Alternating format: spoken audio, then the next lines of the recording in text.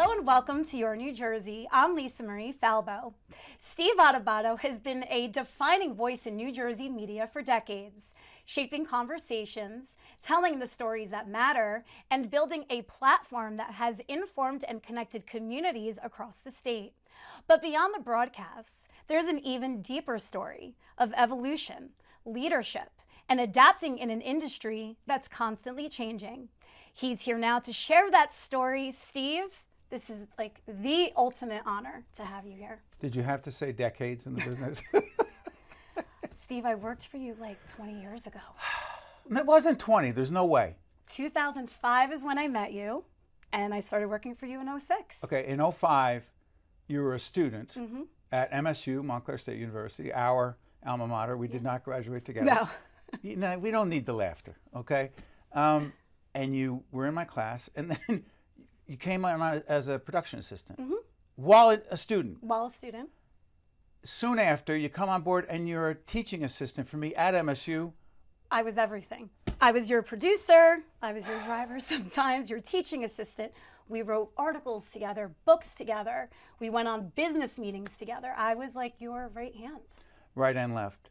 Let me ask you something, because we were talking about this before we actually start the program. It is so interesting to me, recruiting. We still recruit with our business, young people, many from Montclair State University. People want to know what their job is in a defined way. It wasn't that way, was it? No, but that's why I loved it. Experience. You've come a long way. I want it. Thank you. Well, it's because of what I learned 20 years ago in a lot of ways. But I fell in love with your model because every day for you was different. And you got to be on camera and be creative, but then go to your son's soccer games and go out to dinner with your wife, not work holidays, not work weekends. And even though I was very single in my 20s, I recognized if I have a family one day, this is awesome. You know what's so interesting about that? Early on, I figured out, Lisa Marie, that I wanted to have my own media operation. But it was largely because I worked for other major national and regional networks. I got fired from, you ready for this? Fired from WABC in New York, Channel 7. I got fired from WCBS.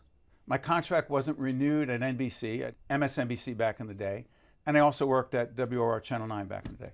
I learned a lot working at different networks, but at a certain point I realized I wanted to create my own content.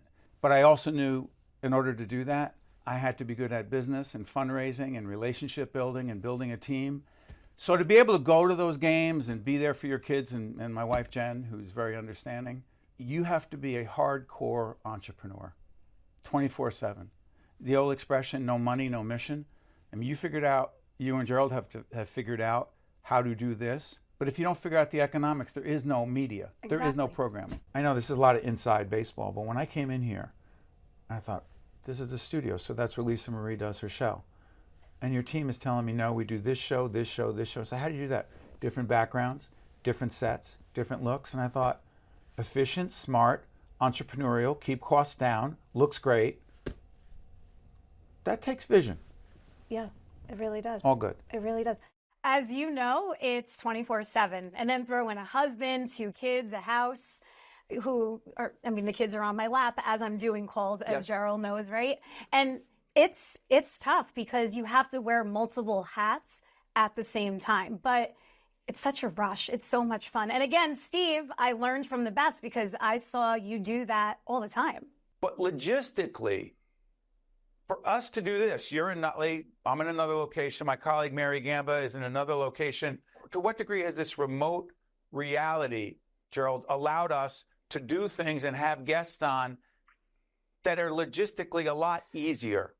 It allowed us to launch our entire channel because without having in-person guests, it takes a lot of time, it takes staff, there's costs, I have to turn the lights on in the studio. But when you're remote, it keeps all of the costs down. But you were light years ahead of your time, though, when you came to that realization, because what model did you have to emulate? A mentor of mine, way before your time, was the former CEO, president of WNET, our partners in New York, the PBS flagship, Bill Baker. Bill Baker was the person down in Baltimore. He headed up the station down there, PBS station. He discovered Oprah. And Baker said to me, it's the Oprah model. Oprah built her media operation. Someone says, well, Oprah was just on the air. Oprah is a business genius. I don't put myself obviously in that category, Lisa Marie. But owning your own stuff, being the brand, making the deals, gives you, if you're good at it, the flexibility to do the other things. Like we're taping on a Friday. Fridays are supposed to be a day off. So I go to Pilates this morning, I go to the gym, I do certain things, I chill, and then I read and get ready for a taping that's coming up on Monday. You have your own schedule. But people go, I want to be my own boss. You want to be your own boss? You better be able to bring in deals, run a tight ship, have everyone on your team do 10 different things, and frankly, realize that you are not just the brand, but if you don't bring in the money to pay those people, every 2 weeks, you can't have an operation. So I've learned more about, like we're in your control room, Pam, your great director. I was looking at, I don't know what she was talking about. She's showing me the board. I don't really understand that. I don't understand what goes on over there, meaning I don't understand how broadcasting takes place, how streaming takes place. On the technology, I'm not great. I understand the economics. I understand the team building. I understand the business, the relationship building, the sponsors. To me, that's media leadership, and I'm obsessed with media leadership, media entrepreneurism. Actually, when you and Gerald came on one of our series, Media Matters, I'm fascinated by how you guys have built this. Someone goes, oh, they're a streaming service. 3 years ago you started. To be where you are right now, to have the debate. I mean, everyone fought for that gubernatorial debate. The fact that On-NJ won it, people are like, well, how'd they win it? Oh, they out-hustled everybody. Well, it's the way media is changing, though. We won it, and we beat MSNBC, CNN, all the locals. Why? Because they could promise an hour and a half of coverage that will never be seen again. That's right. We have the flexibility to do whatever we want. So we promise 2 hours live leading up, pre-game show, as I call it. I saw that. The actual debate, and then 2 hours post-game show. It was a great broadcast. Well done. Thank you. Thank you. So you established this media brand in a state that is a total media desert, shadowed between New York and Philadelphia. Not good. You became the godfather of media here hold on in one New second. Jersey. Yes. You can get away with with our last names, you can get away with the Godfather. But really, Godfather? But that's what you are. It's better than grandfather. I know I'm great, but I had to throw so that in. the God. Okay, if define that. No one else was doing this in Jersey but you. Yes, we have PBS and News 12, but you were I want to go OG, but go ahead. face. You were the OG, yes. Yeah. Totally. You know, but here's the funny thing about that. Being the face, it's so interesting. I've written 6 books that have been published. Every cover of every book has been airbrushed. Okay? What people don't see, in all seriousness, just when I walked in here to see your team, right? I'll tell you what happens when and you know this, because you've been behind the scenes for years, producing, writing, getting things done as an intern early on, as a PA, production assistant. People think when you're on air, somehow you're doing all this. There are so many people who never get, and then you look at the credits, who is that? Nobody's picture comes up, you see a name. Those people, and again, to me, sports, I'm obsessed by sports. Of course, yeah. You know, that's what we would bond over. Yeah, 100%. So, but I'm going to say this. There are so many things that happen in sports that people see the people out front. They have no idea all the things that happen behind the scenes. I appreciate that because I know I would be able to do none of this. I would not be able to do any of it without a great team. And again, that team started with you and some others very early on in my career. And I'm blessed and I feel fortunate. But here's the thing. I would love to say to you that I have gratitude all the time. I always appreciate everyone on the team. But you know better than anyone, 20 years ago when you started with me, I'm going to say this. I definitely did not have the gratitude that I have now. I was ridiculously demanding. I overreacted to stuff that, why you let? You're you lying. having PTSD right now? You know what our relationship was like? You know what I liken it to? Go ahead. It's so funny because this is going to air the week that the sequel is premiering, The Devil Wears Prada. That was our relationship. I was Anne Hathaway and you were Meryl Streep. I'm not in that league, but you demanded. she was. Oh, come. Okay, go ahead. She and you demanded excellence. You taught me, I think, one of the most valuable lessons. Figure it out. If you can't figure it out, then come to me. But you better have had like 300 different like scenarios and solutions before coming to me. While it may have raised standards, Lisa Marie knows this, my obsession is learning about leadership, not just media leadership, leadership overall. Yeah. A big part of my work outside of broadcasting is coaching and mentoring around leadership and communication. But I will say this to you. One of the things I've learned about leadership is that if you don't evolve, by the way, you think that I could, go back in the day, you graduate, you're 23 years old, you're working with me, right? Do you think if I handled myself the same way as a leader today, with today's younger people coming out of school, talented, terrific young journalists, broadcasters, media professionals, you think that would sell? No. But that's my point. Yeah. I had to evolve, and I continue to. What I learned, and I've tried to teach others, is if you bring a problem to the so-called leader, that doesn't mean you have the solution. It's so hard for people to say, okay, I may not have the solution, but you better have some recommendations.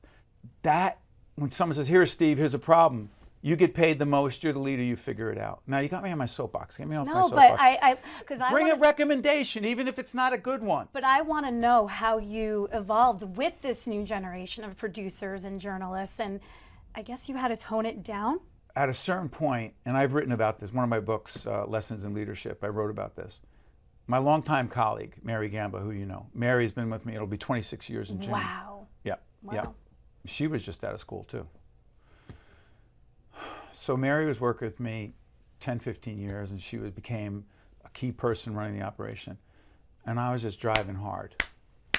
Very little patience, and not handling when things didn't go well. Okay?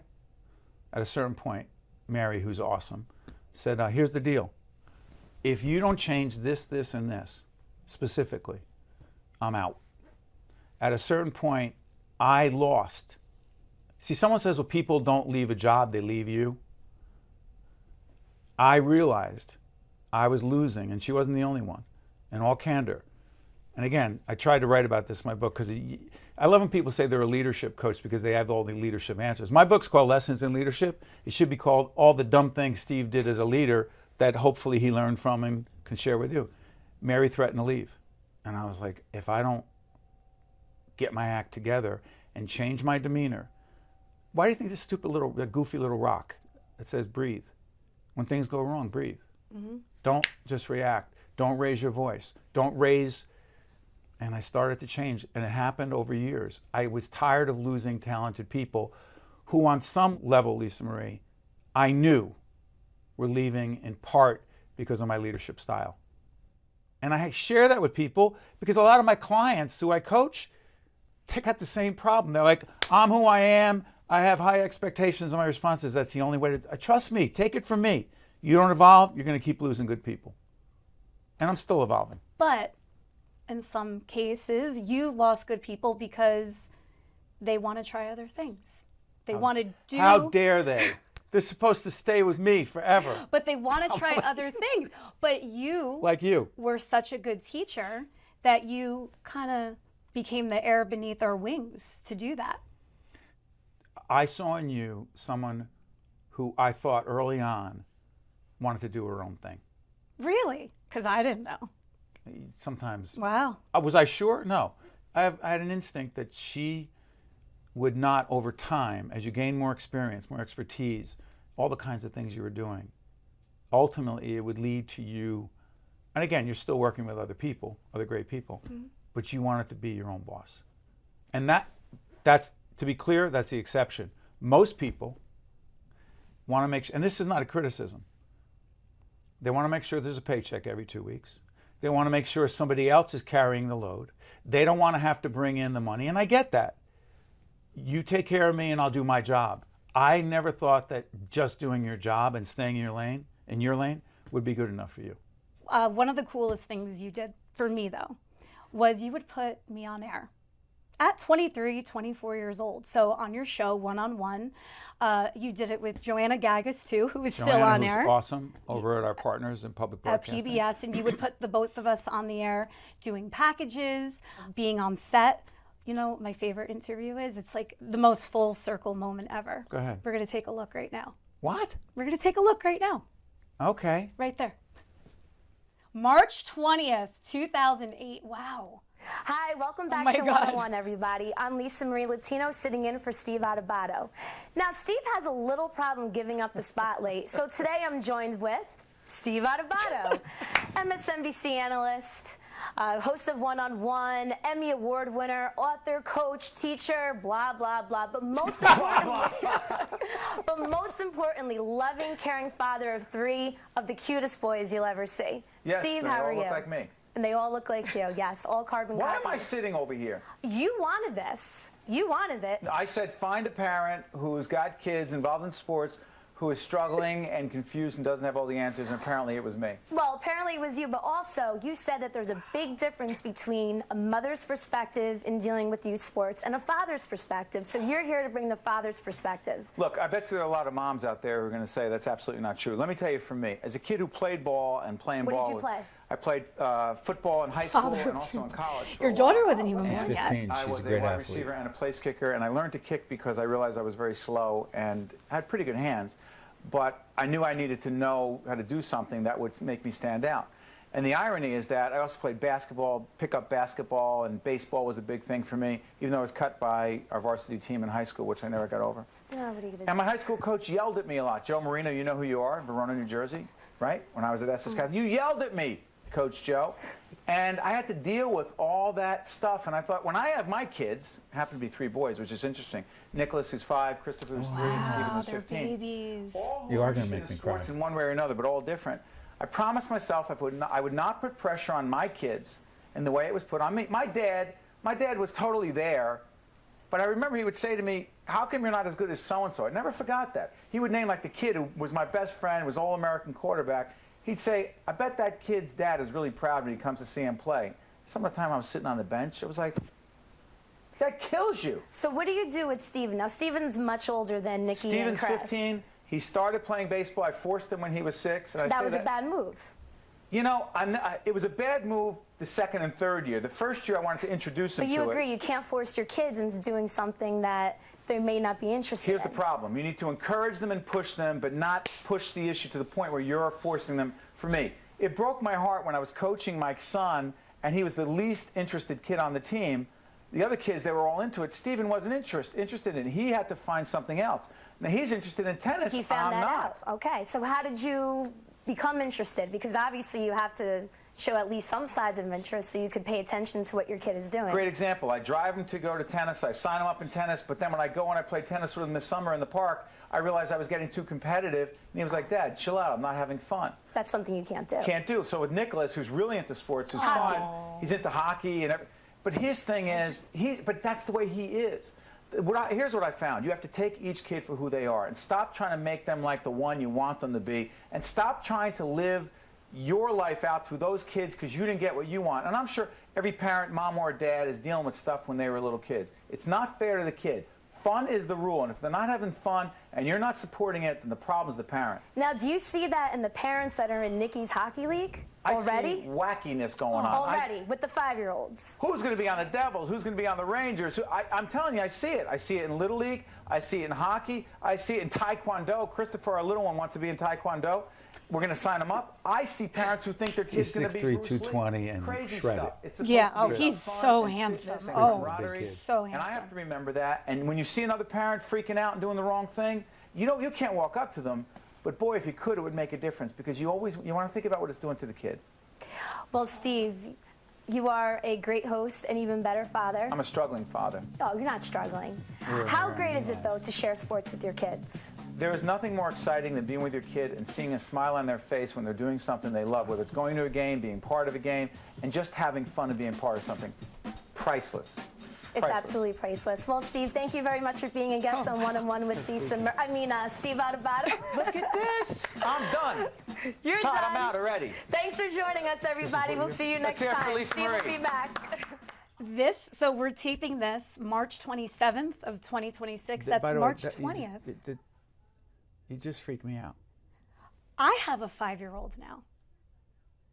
And we're talking about yours back then. That's how fast time has gone. And what's ironic is our daughter, 2008. Wow. our daughter Olivia, who is 15. Wasn't born yet. No, but she is by far the best athlete in the family. Tremendous field hockey player, great student. Your kids were babies when Yeah. we filmed that. Where are they now? And are they following in Dad's footsteps? What do you think? My older son, Stephen, teaches at Seton Hall University, religion and theology. Got his master's in theology, is a writer. And he's also part of a new podcast series that we created called Steve Adubato's Media Matters. We created a family foundation Yeah, we're gonna. called the Adubato Center for Media Leadership. Stephen is a trustee along with my wife. We did it with family money. Stephen's been on air with us talking about his work in journalism. He's a budding journalist and academic and a scholar. Nick went to Fordham, works at Fordham in their development operation, and he's a good it's not the media part, but it's the fundraising part. And Chris is graduating from Montclair State University. Oh. He was at Syracuse, transferred back to MSU, studying social work, a terrific young man, great kids, where my wife and I are blessed. Yeah. So what's next for you? Besides producing like 200 shows a year, your new family foundation, what else do you have working on? This new Adubato Center for Media Leadership, what's it about? It's about promoting people, young people going into, actually we're going to be partners with Montclair State University. We're going to fund scholarships for students who are serious about journalism. We're going to work with them. They're going to select those students. Some of those scholarships in this family foundation on media leadership will go to those students and some other colleges as well, but MSU is our primary partner. It'll also produce a podcast called Steve Adubato's Media Matters, all about, listen, the way I define media is old school in so many ways, but then I'm reading today, as we're doing this program, the deal with Meta, right? The social media decision that the courts made that they had to pay out. Looking at media like social media, looking at the relationship between media at wartime. Back in the day, even before I met you, my doctoral dissertation at Rutgers, that other university, was looking at mass media coverage of the Gulf War all the way back in the day. What's the responsibility of the media in covering the war? How can you be patriotic and a good American, and I'm a proud American, but still ask tough questions and be critical of the administration and have it not be unpatriotic? Those kinds of questions. Where media is going, streaming, looking at your operation, which is why you and Gerald were with us on that. That was one of the first segments we did call Media Matters on our broadcast side. I decided let's create a podcast, which is now being done with just a couple of people. Yep. I don't know how they're doing it. And it's going to be a new show. That's a new podcast. And it'll be all over the place, but it'll not simply be broadcast, because we learned from folks like you and Gerald, you got to put this everywhere. Because everyone's consuming media at such an individualized level now. It used to be tune in at 8 o'clock to watch like the show of the week. That's gone. But I will say this. I'm a big fan of streaming to a degree. We're also going to look at this. I'm, as I said, a Yankee fan. You're a Yankee fan. And you're a Giant fan. You work with the Giants viewers, right? Opening day. On Netflix? Come on, stop. You need Stop. to subscribe to 5 different apps now. I agree with you. I don't think that's right to the average fan. It's expensive. Not only it's the economics are one thing, Lisa Marie. I get that Major League Baseball and the Yankees want to make more money. We get it. No money, no mission. When, I said this to a colleague this morning, when the desire, the need to feed the bottom line, which we all have, when it gets in the way of delivering a product to consumers that becomes more problematic, then I'm not a fan. I'm gonna date myself. What? You don't remember WPIX. What do you mean, Channel 11? No, I don't mean regular now. I mean WPIX being the only way you could see the Yankees. Oh, no, because I had MSG growing up. You had MSG? Yeah. All right, I'm going to quiz you in real time. Don't edit this out. Really, seriously. Don't edit this out. Who was the quintessential Yankee broadcaster on WPIX whose expression was, holy cow? Phil Rizzuto. Okay, that's it. Yeah, no, I mean, I know that. That was a softball. All right, who was? Well, on that note. Wait, that was it? We're at time. No, Sarone's not going to talk to me anymore. I know, it's okay. I can't wait to show Joe this. Where can people find you? They can go on our website to find out all about our programming. We've got One-on-One, which is on every night, State of Affairs, Think Tank, and also Jackie Tricarico, Montclair State. She was Jackie Cook back at the time. We co-anchor a program called Remember Them. All of our programming is found at steveadubato.org. on our new Adubato Center for Media Leadership and our podcast Media Matters, adubatomedialeadership.org. All of it's there. Beautiful. Well, this was really amazing, awesome, everything. This was everything. Thank you. I can't thank you enough for, and I've got to get that video to show yeah, my wife listen, and, yeah. and our kids, because you brought me back. And last thing I'm going to say, I know we're running out of time. I really don't have words to say how proud I am of you, what you've built together with Gerald, together with this team. It's media leadership with an asterisk. Well done. Well, hopefully we'll be seeing a lot more of each other when PBS has new leadership, and let's create rockin' things for the state. Imagine partnerships. I can't. God. I know. Thank you for the opportunity. Of course. Thank Appreciate you for the opportunity 20 years ago. Yep. Thank you for joining me on another episode of Your New Jersey. I'm Lisa Marie Falbo. We'll see you back here next week.